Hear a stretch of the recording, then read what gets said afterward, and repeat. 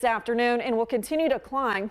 I'm expecting high temperatures, low and even some mid 60s for highs today. Unfortunately, the warmth isn't going to stick around though. We have a cold front that's going to come on through tonight, and this one's going to pack more of a punch, and it's going to take temperatures tumbling as we head into a very early Saturday morning. And as it passes on through, it'll throw a few clouds our way and maybe even a couple of spotty showers off in our northern counties into the evening. This is 9 o'clock. I think most stay completely dry, but wouldn't rule out a couple of drops. What you might be surprised to see, if you were just hoping to be done with winter, is that I wouldn't rule out a few areas seeing some flurries tomorrow. This would be due to lake effect and some breezy northwesterly winds. So maybe we see a few flakes flying that wouldn't amount to really anything for tomorrow morning, but that potential will be there as we head into early Saturday. I'd say even more of an impact as the wind chill by tomorrow morning drops down into the teens and 20s, and this takes us here into tomorrow afternoon, and we just stay there. So